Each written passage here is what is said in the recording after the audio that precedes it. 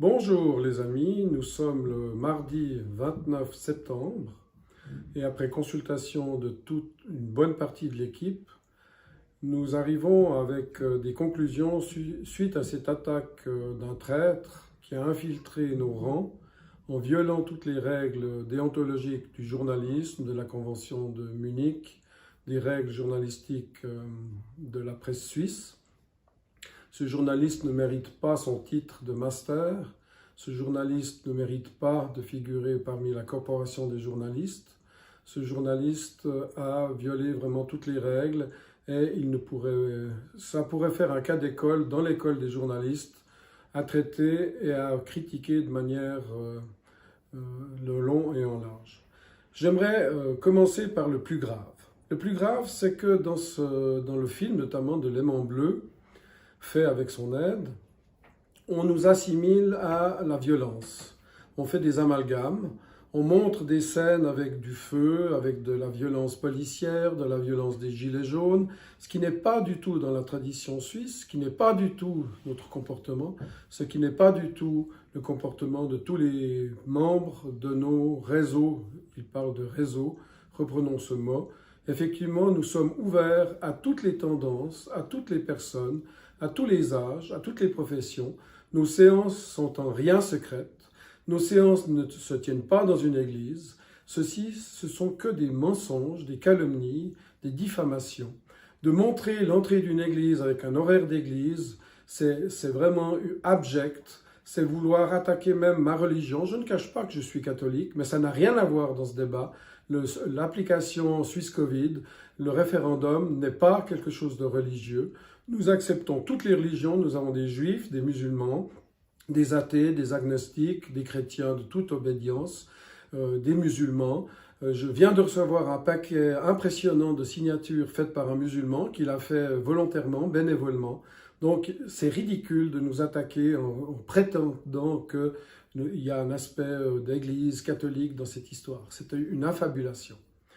Donc la violence, loin de moi ce mot violence, nous ne sommes pas violents. Chaque action que nous avons faite, nous l'avons faite de manière pondérée, en paix.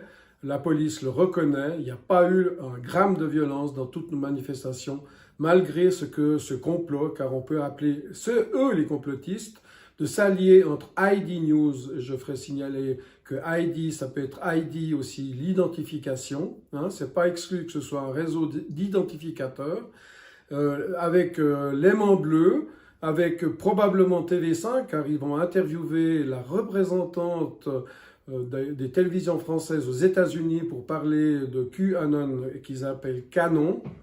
Ils font des amalgames internationaux, ils vont interviewer des gens à Paris, ils ont un budget colossal que nous estimons à plusieurs centaines de milliers de francs. C'est vraiment prendre une bombe atomique pour écraser un petit groupe d'un référendum suisse qui d'ailleurs attaque Suisse Covid, parce que Suisse Covid ce n'est pas que Suisse. Sous Suisse Covid, il y a effectivement des aspects internationaux. Il y a Nicole Junkermann. Dans la vidéo, ils disent que nous n'avons pas de preuves sur Nicole Junkermann. Je vous défie, messieurs les journalistes, comme je l'ai fait à la conférence de presse à Berne, faites votre métier d'investigateur. Au lieu d'investiguer dans une soi-disant complosphère qui est ridicule, allez investiguer sur les vrais complots internationaux, les vrais dessous de Suisse Covid. Et là, je recommande de signer le référendum. On peut encore le signer jusqu'au 8 octobre. La chancellerie fédérale, le Conseil fédéral nous a permis pour la première fois de l'histoire de signer ce référendum sans authentification des communes. Ce sera la chancellerie fédérale qui authentifiera les signatures après le délai, ce qui nous donne encore quelques jours. Vous pouvez remettre vos déclarations signées, vos formulaires signés jusqu'au jeudi 8 octobre dans l'après-midi à la chancellerie fédérale directement à Berne. Chaque signature compte. Ce qu'ils ne disent pas du tout, ils ne parlent quasiment pas du référendum alors que c'est une norme démocratique. Nous sommes démocratiques, nous voulons un référendum pour remettre en question et discuter sereinement dans la culture du débat suisse de d'aspects incroyablement douteux de cette application SwissCovid qui n'est pas transparente, contrairement à ce qu'on dit. Nous avons M. Pierre Sanchi, qui est l'ancien directeur du centre de calcul de l'EPFL, qui est un spécialiste du domaine, qui nous dit que cette application est douteuse. En plus, elle repose sur des boîtes noires qui appartiennent à Google dans Android ou à Apple dans les téléphones iPhone. Eh bien, ces boîtes noires, nous n'avons pas les sources, nous ne savons pas ce qui se passe et nous savons très bien que des services de renseignement étrangers, que des GAFAM, les grandes multinationales, payent très cher pour avoir nos données. Donc, il est inadmissible qu'on accepte sans discuter une application qui livre nos données personnelles, nos données médicales, nos données personnelles dans les téléphones et par ricochet dans nos ordinateurs personnels à des puissances étrangères avec la bénédiction de l'État suisse. Ce qui est inadmissible et ce qui est le plus douteux, c'est que la Suisse couvre de son ombre étatique une application extrêmement dangereuse pour toutes nos libertés démocratiques. Nous lancerons un deuxième référendum contre l'état d'urgence, la prolongation de l'état d'urgence, qui va bientôt être publié dans la feuille fédérale. Et nous avons déjà lancé le processus d'une révision totale de la Constitution fédérale suisse, car c'est une abomination que de prolonger l'état d'urgence. Et ceci, monsieur le journaliste infiltré sait très bien nos idées, nous en avons parlé personnellement, il ne cite rien des vrais dessous de nos actions, il soulève de pseudo-complots, de pseudo-agendas cachés, rien n'est caché chez nous, tout est publié sur Internet, je vous défie de trouver quoi que ce soit qui est caché, il n'y a rien de caché, nous en parlons en public, nous invitons tout le monde à nos séances du vendredi, nous demandons simplement de remplir une déclaration de transparence qui établit si oui ou non vous avez des chefs cachés. Monsieur le journaliste, messieurs les journalistes, dans ce cas-là, vous nous avez infiltrés en violant notre confiance, en ne remplissant pas les devoirs sur l'honneur de la déclaration qui demandait à ce que vous déclariez si vous dépendiez d'un chef occulte. En l'occurrence, vous dépendiez en tout cas d'un, si ce n'est pas plusieurs chefs occultes. Donc vous avez violé la confiance, c'est une violation de ma confiance personnelle et je considère ceci comme étant dramatique, calomniateur, diffamatoire, d'une trahison de la bonne foi qui est la base essentielle du droit suisse.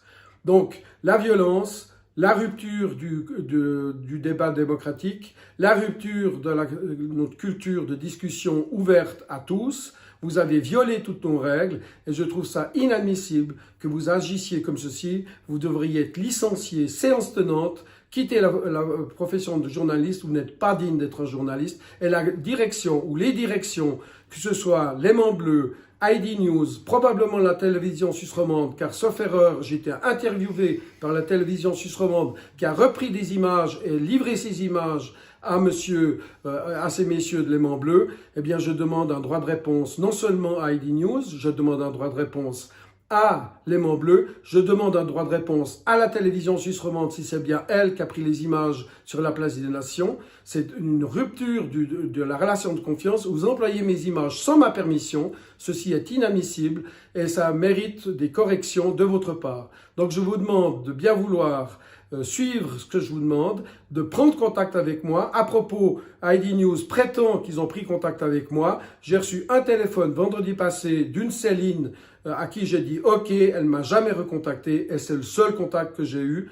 Tous les journalistes que j'ai reçus, je les ai reçus comme très très bien. Le seul journal auquel j'ai refusé de répondre, c'est le Blick, car il posait des questions qui n'étaient pas du tout correctes par rapport à un référendum démocratique en Suisse. Donc le seul journal à qui j'ai fermé la porte, c'est le Blick, avec raison, car le Blick, c'est une des causes des problèmes en Suisse, et je leur ai dit ça par écrit. Donc s'ils veulent faire quelque chose, ils peuvent le faire, le Blick. Mais vous, ID News, qui étiez à la conférence de presse à Berne, à qui nous avons répondu en long, en large à toutes les questions, nous étions à votre disposition, nous avons toujours répondu à vos questions, eh bien ID News, vous ne méritez pas le statut de journaliste et je demande à ce que vous fassiez faillite, messieurs ID News.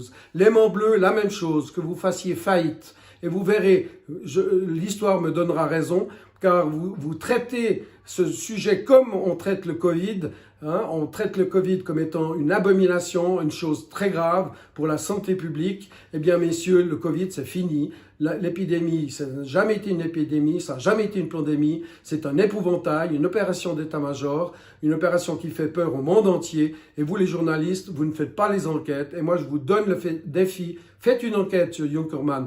Vous dites dans la vidéo que c'est pas prouvé. Eh bien, tout est sur Internet. Simplement, vous ne faites pas votre travail. Vous ne cherchez pas les dessous de Carbine 9/11. Vous ne cherchez pas les dessous de Madame Nicole Junkermann, qui est directrice du service de santé anglais, qui envoie des milliers de satellites au-dessus de nous pour nous contrôler, qui est derrière Jeffrey Epstein et les réseaux pédocriminels, qui est derrière la corruption de la FIFA et de Infront Media, qui est derrière les scandales de Michel Lauber, qui a démissionné juste le lendemain de notre conférence de presse à Berne, qui est derrière... Et tout ceci fait partie de votre manipulation. Vous pourriez vous renseigner sur les vrais dessous de SwissCovid, mais vous ne l'avez pas fait. Vous avez failli à votre devoir.